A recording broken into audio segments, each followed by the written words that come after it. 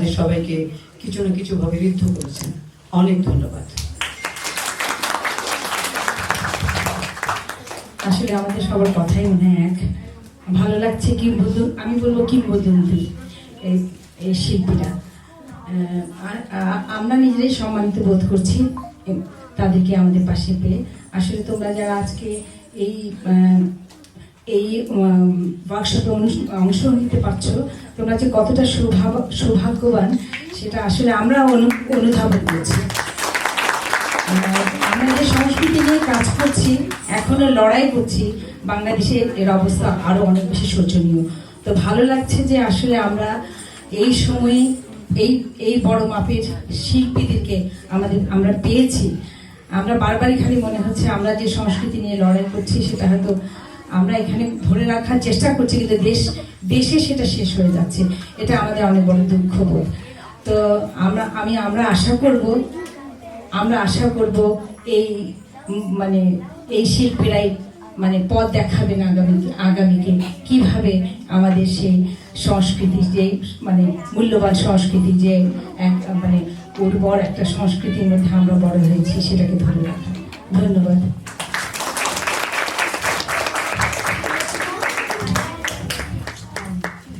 আপনারা বসতে চাইলে বসতে পারেন। আমি আপনাদেরকে মাইক্রোফোন দেবার আগে আরেকটি জিনিস বলছি। এই ওয়ার্কশপের আয়োজনটা হয়েছে বিপা এবং বাংলাদেশ নৃত্যশিল্পী ফাউন্ডেশন নিউ ইয়র্ক চ্যাপ্টারের যৌথ আয়োজনে। এই ফাউন্ডেশনের আমি একজন মেম্বার, এখানে মেম্বার আছে রাসেল মেম্বার, তারপরে মিটন আছে, আমাদের মাইশা আছে, অনেক এখানে ওয়ার্কশপের পারফর্মাররা আমাদের এই ফাউন্ডেশনের মেম্বার। দুইজনকে আমি মিস করছি, তারা হঠাৎ অনেক দূরে চলে গিয়েছে ভার্জিনিয়াতে, কাজী মুস্তা আর রণবীর, ওদের দুজনকে মিস করছি।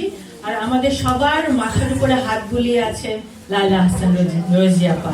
আমি যদি উনি আমাদের এটা যদি লাইভ হয়ে থাকে, তিনি দেখছেন, রোজিয়াপা আপনার আশীর্বাদ নিয়ে আমরা কাজ চালিয়ে যাব, এভাবে আপনি আমাদের সাথে থাকবেন। আমি এবার কথা শুনবো শিবলি মোহাম্মদ, তারপরে শামীমা রানীপার কাছে। কিন্তু তার আগে আমি আরেকজন শামীমা, তাদেরকে এখানে সহযোগিতা করছে তপন এবং আরো করছে রাসেল আহমেদ। রাসেল, তুমি এসো মঞ্চে, আসো। এদেরকে দেখে আমার যে টিচিং আর্টিস্টরা, তোমরা শিখবে কিভাবে শিক্ষকদেরকে সহযোগিতা করতে হয়।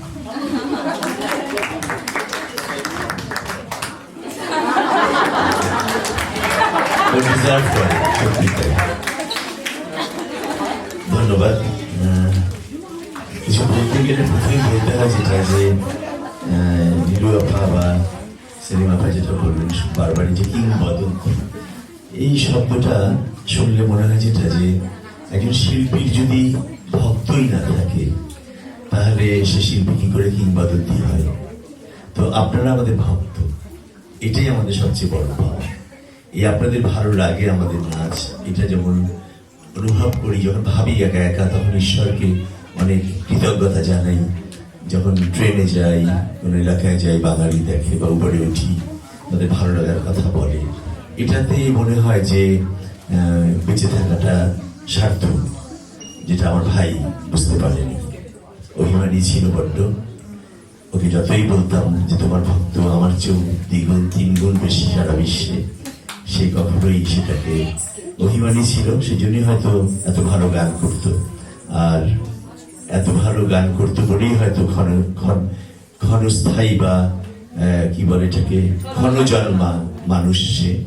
যাই হোক, আপনারা তার জন্য দোয়া করেন, আশীর্বাদ করেন। আমার আসলে মঞ্চে উঠলেই তার কথা মনে হয় বলে আবার কথা বলতে পারি না। যাই হোক, আজকে আমি ওই ট্র্যাকে যাব না। প্রথমত বলি যে অ্যাডি আমাদের অত্যন্ত প্রিয় এবং কাছের মানুষ, এবং আজকের নয়, সে বহু বছর থেকে, এবং জাফর ভাই, তারপরে সাব্বির, ওর কথা না বললেই নয়। ও আমাদের এই নিউ ইয়র্কে আসলে সাব্বিরের বাড়িতে আমরা হোটেলের মতো, হোটেলখানা আমরা নিজের বাড়ি, ওরা তখন হোটেলে থাকে, আমরা বাসায় থাকি, এরকম ভাবে থাকি। আর এবার আসি যেটা স্কুলের ফান্ডিং নিয়ে একটু কথা বলছি, আমার এখানে বলার কিছু নেই। আমি অভিভাবকদের একটা কথাই বলবো, যে আপনারা বাচ্চাদের জন্ম দেন, শিক্ষক কিন্তু তাদেরকে একটা আলোর পথও দেখায়। আপনারা বাড়িতে দেখান, আমরা বাইরে দেখাই, কিন্তু ওদেরকে আমরা ভালো মানুষ হওয়ার জন্য বারবার শিক্ষাটা দিই যে তুমি ডাক্তার হও, ইঞ্জিনিয়ার হও, যাই হও, ভালো মানুষ হও। সবার আগে যে ভালো মানুষ হওয়া দরকার। আর সেই পথটা যখন আপনারা বেছে নিয়েছেন, হয় সঙ্গীতের মধ্যে, গানে বা বাদ্যযন্ত্রে বা নৃত্যে, এই বাচ্চা দেখবেন আপনার বাচ্চার জন্য আপনাকে রাখতে হবে না। কেন বিদেশে আসলে দেখে অনেক প্যারেন্টসরা তাদের বাচ্চাদেরকে এত বেশি ওয়েস্টার্নাইজড হয়ে যায় যে তখন সেটা নিতেও পারে না, কাঁদে, কষ্ট পায়। কিন্তু এই বাচ্চারা যখন নাচ শিখে, শুদ্ধ ধারার নাচ বা গান বা বাদ্যযন্ত্র শিখে, এই বাচ্চা কোনো দিনও খারাপ বাচ্চা হয় না, কোনো দিন। আপনারা বিশ্বাস করেন, আমি 40 বছর ধরে দেখেছি পৃথিবীর বিভিন্ন জায়গায় এই বাচ্চাগুলো ভীষণ লক্ষ্মী বাচ্চা হয়। এরা ভালোকে ভালো বলতে শিখে, খারাপকে খারাপ বলতে শিখে। কখনো ওরা সংস্কৃতিকে অ্যাপ্রিসিয়েট করে না।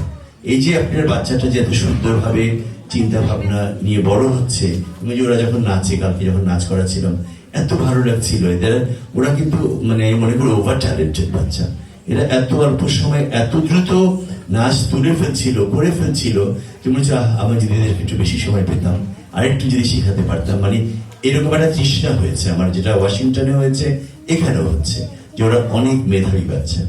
আর যে কথাটা বলছিলাম, সরে গেলাম, সেটা হলো যে গুরু দক্ষিণা। আমাদের কিন্তু শিল্পীরা জীবদ্দশায় খুব নামি দামি অনেক কিছু, কিন্তু শেষ জীবনে একটা অসুস্থ হয়ে গেলে দুস্থ শিল্পী চাঁদা তোলে। এই যে এটা করে, এটা কেন করে জানেন? যদি মানে জনগণ বা যারা ওনাদের কলা দেখে আনন্দ পান, তারা যদি একটু মানে কি বলে সহৃদয় হয় বা একটু পৃষ্ঠপোষকতা করতো, কিছু না, আমি বলছি না যে আপনি অযথা আমাকে ভিক্ষা দেন, কিন্তু গুরু যে শিক্ষাটা দেয় তার বিনিময়ে যদি গুরু দক্ষিণাটা দিতে খুব কার্পণ্যতা করেন, এটাতেই কিন্তু এই শিল্পীগুলোর কিন্তু একসময় অবস্থা হয়।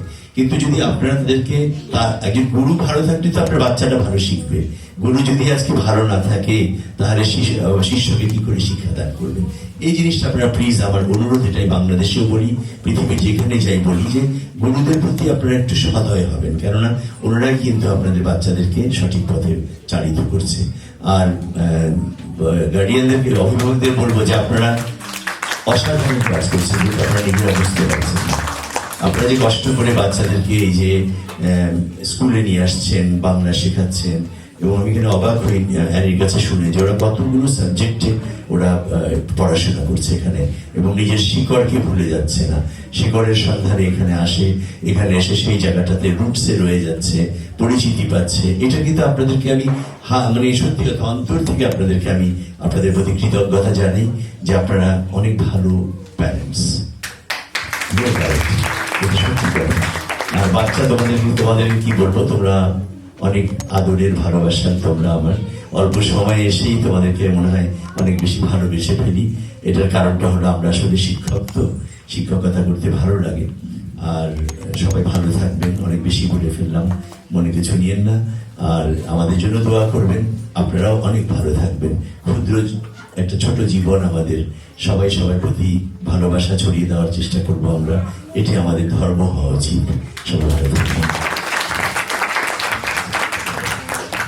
ধন্যবাদ শিল্পী ভাই। শামীমারা নিপার কাছে মাইক্রোফোন দেওয়ার আগে আমি আরেকটা কথা আমি বলছি, কিন্তু আমি চাই নিপাও এই বিষয়ে কথা বলবে। আমরা মনে করি সব বাচ্চারা কোনো একটা গুরুর কাছে, শিক্ষকের কাছে শেখা উচিত। একটা সরাসরি একজন শিক্ষকের কাছ থেকে ট্রেনিং নেওয়া উচিত। সে যেখানেই হোক, অনেক জায়গায় ছড়িয়ে ছিটিয়ে শিক্ষকরা আছেন, যেখানে ভালো লাগে। নিজে নিজে কিছু শিখলে, ইউটিউব দেখে শিখলে বা এক জায়গা থেকে আরেক জায়গায় দৌড়াদৌড়ি করলে বেশি ভালো হবে না। প্রথমে 4-5 বছর ভালো করে এক জায়গায় শিখতে দিন, বাচ্চাটা ভালো করে শিখুক, তারপরে আপনি চিন্তা করে দেখবেন সে কতটুকু শিখলো, আর কি করা যায় উচ্চতর শিক্ষার জন্য। এটা একটু আমি একটা সুযোগ পেয়ে কথাটা বললাম। নিপা, এই সুযোগে আমি একটু বলি যে গুরুমুখী বিদ্যা তখনই সাকসেসফুল হয় আমি জানি। যেমন নৃত্য কলায় যদি সেই শিল্পী যখন নাচবে, যদি বলে তুমি কি তার শিষ্য, সে সার্থক। আমি 86 সালে আমি লন্ডনে প্রথম যখন নাচ করি, তখন দুজন বৃদ্ধ ভদ্র মহিলা কাপড় দাঁড়িয়েছিল বাইরে। আমি বের হওয়ার পরে বললো যে আচ্ছা তুমি কি পণ্ডিত বিরজু মহারাজের ছাত্র? আমি বললাম জি। আমি তখন আমার চোখে যখন মানে জল এসে গেছিল, পানি এসে গেছে, যে তাহলে আমি একটু হলেও সার্থক, যে আমি দাঁড়াবার পরে আমাকে বলছে যে আমি ওনার ছাত্র কিনা। এটা তখনই সম্ভব, যেটা অ্যানি বললেন, যে 10 জায়গায় গুরু দৌড়ালে পরে এবং দ্রুত পাবলিসিটির জন্য যারা দৌড়ায় না, ওরা কিন্তু খুব বেশি। এটা কিন্তু আমরা কিন্তু মনে প্রাণে চাই ওরা আরো শিখুক, আরো বাংলা আমাদের দেশকে জানুক, সংস্কৃতিকে জানুক। যত বেশি জানবে তত বেশি আমাদের হাতটা দৃঢ় হবে, তত বেশি আমাদের পতাকাটা একেবারে অনেক দূর নিয়ে যাবে, সারা বিশ্বে আমাদের এই লাল সবুজের পতাকা ছড়িয়ে যাবে। সবাইকে অনেক ধন্যবাদ, সবাই ভালো থাকবেন।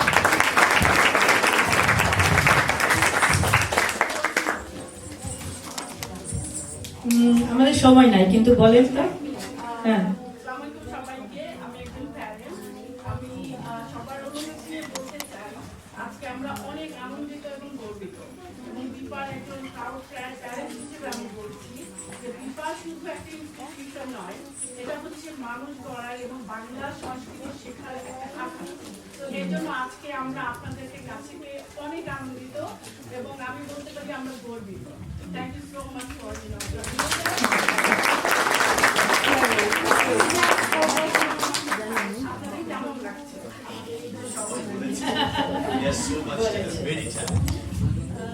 অনেক অনেক কৃতজ্ঞতার মধ্যে ছুটে যাচ্ছে। আমার মনে হয় সাব্বির, তুমি একটু আসো আমাদের সঙ্গে, কারণ সত্যি একটা এত বড় একটা আশ্রয়ের জায়গা আমাদের, এত ওকে জ্বালাতন করছি, সবাইকে আমার মনে হয় একটু দেখানো উচিত।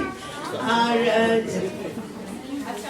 আমার বাবার নাম সলিমুল্লাহ, আপনারা জানেন নিশ্চয়ই, শহীদ সলিমুল্লাহ ওনার নামে রোড আছে। আমি ওর বাড়ির নাম দিয়েছি সলিমুল্লাহ এতিমখানা।